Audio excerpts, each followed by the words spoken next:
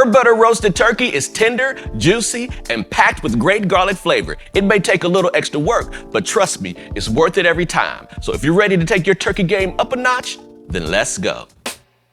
Now that we're locked in, let's start with the brine because that's where the flavor begins. In a large pot, add 8 cups of water. Then add 1 cup of kosher salt, 1 cup of brown sugar, 1/4 cup of Worcestershire sauce, 2 teaspoons of red pepper flakes, 2 teaspoons of white pepper, and 1 tablespoon of black peppercorns. And finally, add in 6 smashed garlic cloves and 1 peeled quartered yellow onion. Give that a mix until all the ingredients are well combined. Then, over medium-high heat, bring the mixture to a boil. Now reduce the heat and let simmer for about 10 minutes. After that, remove the brine from the heat and add ice to cool it completely.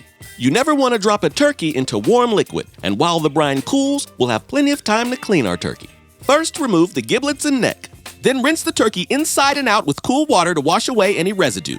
Now, take half a lemon and rub it along the skin and cavity to cut through any odor and brighten the surface. Rinse once more with cool water until everything is clean and fresh. And when you're done, wipe down and sanitize your counter and sink, being sure to hit every spot that came into contact with the turkey juices. Now that our turkey is ready, submerge it into the brine, making sure it's fully covered. And it's okay to add a little extra water to your brine if necessary. Now cover and refrigerate for at least 24 hours. That brine will season the bird all the way through and you'll get flavorful tender meat with every bite. And the next day, it's time to prep the turkey. Take your bird out of the brine, give it a thorough rinse, then pat it completely dry with paper towels. Make sure to get the top, bottom, and even the inside. Moisture is the enemy of crispy skin, which is exactly what we're trying to achieve. So next, we'll let it air dry in the fridge for at least 1 hour. That will give the skin time to tighten and roasten up golden and crisp. And while it's drying, we'll have plenty of time to make a flavorful compound butter. In a medium bowl, mix 1 cup of softened butter with 2 tablespoons of fresh parsley, 1 tablespoon of fresh rosemary, 4 cloves of minced garlic, 1 teaspoon of dried sage, 1 teaspoon of dried thyme, salt, and black pepper. Mash it all together until smooth and creamy. And if the mixture is too firm, microwave for about 10 seconds to make mixing easier.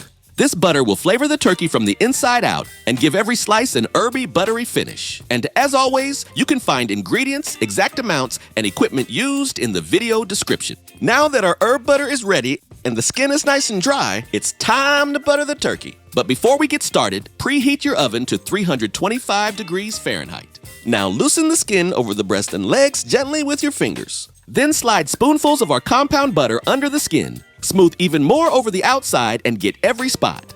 It's okay if it gets a little messy because butter makes everything better. And this butter will melt down during roasting, basting the meat from within and guaranteeing it's gonna be fire. Before we move on, I'm inserting a wireless thermometer right into the thickest part of the breast. That'll help us track the temperature the entire way through the cooking process without opening the oven. I've also placed the turkey on a rack inside my roasting pan to get ready for our secret weapon, the cheesecloth. Soak a large piece of cheesecloth in chicken or turkey stock until it's fully saturated. The cloth will keep the top from drying out while letting the butter soak in deep. Lightly wring out the cheesecloth so it's damp but not dripping. Then drape it over the turkey, but not too tight. Just let it lay loosely so the butter can breathe and soak in while it roasts. You can trim your cheesecloth if it's too big to fit neatly inside your roasting pan. Then pour the remaining stock into the bottom of the pan for moisture. The next step is to roast and baste, letting that butter do its work while the skin turns golden and crisp. Slide the turkey into the oven, uncovered, and roast. Baste every 30 minutes with leftover compound butter or pan drippings. Keep that rhythm steady because this is how you build shine and lock in that golden color. And during the last 30 to 45 minutes, carefully remove the cheesecloth. That's how we get that perfect crisp skin finish. Cook until the internal temperature of the breast reaches 165 degrees Fahrenheit and the thighs hit 175 degrees. You'll see it start to turn deep golden and shine with a buttery glaze. That's the sign your turkey's ready to rest. Remove it from the oven, tent loosely with foil, and let it rest for 20 to 30 minutes before carving. That resting time keeps the juices where they belong, inside the meat. And after it is fully rested, your turkey is ready to eat. And there you have it, folks. That's herb butter roasted turkey. It's golden, it's tender, and it's juicy through and through. Like I said, it's a little extra work, but it is worth the effort. A couple things to note. I recommend brining the turkey for up to 48 hours. Definitely at least 24 hours if you want that deep, flavor through and through. I used a 10-pound turkey in the video. It took about 4 to 4.5 hours to cook. When you're opening the oven to butter baste it, that's gonna extend the amount of time it takes to cook, but that's what is necessary to get that deep, buttery flavor. And on another note, when you're drying out the skin in the refrigerator, do so for at least an hour. It will make the butter stick easier to the skin. Do so for up to 6 hours and you'll have nice, crispy skin. In the video, I only did it for about an hour and you can see the results there. I hope you give this recipe a try, and if you do, please let me know how it turns out in the comments below. And while you're here, like, comment, subscribe, and check out another fire holiday classic right over here. Thanks for watching, and I'll see you next time.